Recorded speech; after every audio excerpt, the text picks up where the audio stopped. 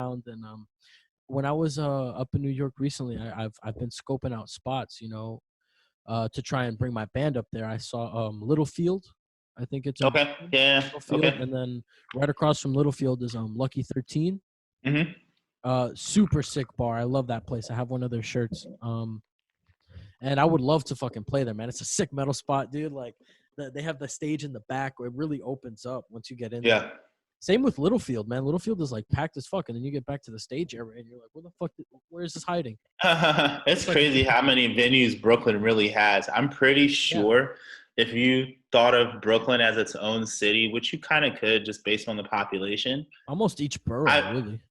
yeah, but I feel like Brooklyn probably it might have like the most venues as a city anywhere in the United States. It's pretty intense.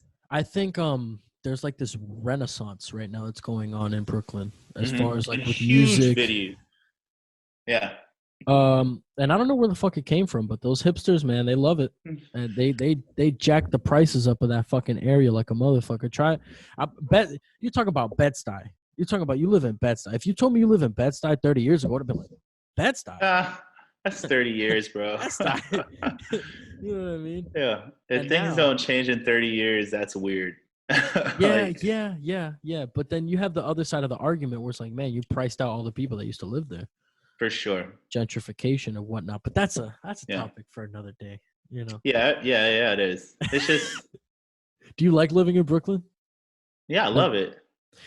when you first got there though, compared to Florida, I mean the change of pace for you must have been crazy, right? Yeah, it was intense, man. I thought I was gonna get run over in Grand Central Station.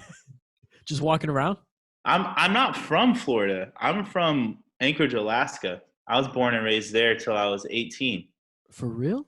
So Florida was already a lot of people for me. It was like there's Wow. like I think a little over 1 million people in Orlando compared to the 300,000 in Anchorage, which is probably the whole state is like what less than a 500,000 people. That's wild. So yeah, so then finally getting to New York was like intense. And the first thing I noticed was like every single door is a different place. You know what I'm saying? Yeah, Like yeah. you're just driving, door, door, door, door. It's like it's all different spots, houses, Completely different. businesses, stores. Yeah, and then you have the people living on top of the store, which is also my bad for my dog, by the way. I don't know. She must hear something out there. Oh, it's But all good. yeah, that was a real weird thing. What's funny though is I'm the opposite. I was born in the Bronx. Uh Didn't huh. live there that long. I lived there maybe till I was like 2 or 3, and then my mom moved down here, and I've pretty much been a South Florida kid since then. But Yeah. I go and visit periodically to go see my cousin. Man, I was trying to catch a bed study show last time I was out there, and shit just We're didn't line up. yeah. We don't play that often. Why It's not, like man? Is it the style that you guys play is kind of hard to play out live, or? no, it's not so much that. I think well, there's a few different factors. Mhm. One, we're all in our 30s now, early 30s.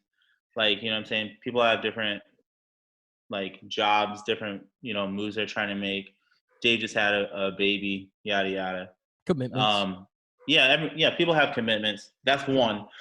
Two, uh, well, it's because like of like our commitments, our prior commitments, we're not gonna be able to tour that much. I hope someday, who knows, but we're Right. not gonna be able to tour that much. So it means that all of our shows, like for the most part, are gonna happen like in our own community, which is like so we're not trying to oversaturate people with the same set. You know what I'm saying? So we kind of like planned our shows based on like something like some move we made. Oh, we just released an EP. We just put out a video. We just did this. We follow it up with the show. So that was like the game plan instead of just playing over and over again because the turnout is better. You know what I'm saying? Like it's like we blow up all of our social media and pay for the PR and all that kind of stuff, try and get a feature in paper magazine, video just dropped, yada yada. And then it's just like the hype as far as like going to the show is different for people. You know what I'm saying? Yeah, You no, get I a bet. totally feel that. Yeah, you just get like a better turnout, you know. And when you speak on oversaturating people with the same set, I find even some of the people that I'm really cool with, man, is like if I know that they're gonna play the same set that I saw last weekend, it's like I'm less inclined to go to a show. I gotta be Yeah, honest with you. yeah. It's like, why do it? You know, don't do Yeah, it. yeah, and that's kind of why I liked the lineup that I had for a while. I don't have the same lineup I had originally. We had a consistent lineup for like a good 3 years, where we Mhm. had maybe like um 3 or 4 different sets, like A, B, C, and D sets that were like different mixes and matches. Because usually it was 2 different tunings. We're complicated, man. Fucking, we had 2 guitarists, me, How and many people? drums. It was 5. The most solid lineup we had was 5. Hmm. The bassist was the singer. We had a keyboardist, me, and then 2 guitars. So at some point there was a key switch. The guitars had to switch songs or switch guitars for the next song. So we'd have a lot where like, all right, well, let's play the C's with the D's, and then the next set it'll be the D's with the B's or whatever. And mix Okay. and match set. So that way every time that someone saw us, you weren't seeing the exact same set that you saw. Hmm. Even if we played 2 nights in a row, we would play A and B sets. You know what I'm saying? So Totally. Yeah. Yeah. Yeah. yeah, because I that's a mean, like, good point, man. You do get yeah, better just turnout. yeah. So it was just for the turnout. You know what I'm saying? Like, and and also like I'm not that crazy about I like making the music more than playing it live. I'm being That's Really? just me. That's me.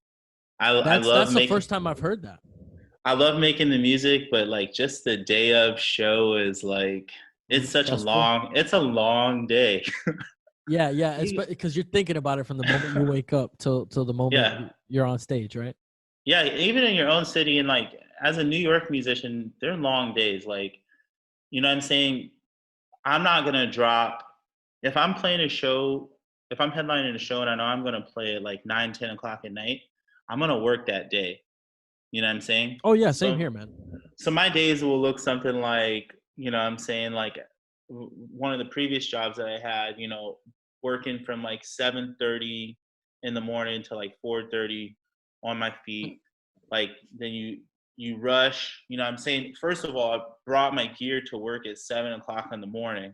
You know what I'm saying? Fuck. So now I'm like rushing to like Brooklyn, wherever from Manhattan. You gotta like make the sound check, get something to eat, get changed, and then you just sit. You just sit, and that part makes me crazy because it's Just like, waiting. yeah, it's like if you're gonna be the last person to play, you're the first person to sound check. So you're gonna be sound checking at 5 o'clock. You know what I'm saying? And then after you're done, now you're just waiting for the next 2 bands to sound check, and then you're waiting for them to play, and then you're gonna play, and then after that, now you gotta do like all the breakdown, and then you gotta talk to everybody, and you gotta sit more, and then you gotta bring all your gear back to wherever it needs to go. You know, it's a long day. It's a lot, man. No, for It's sure, for sure. and and like you said earlier, and you probably didn't get paid. Correct. So And if you're dealing with someone particularly scummy, you may or may not have to pay to get on the show. You know.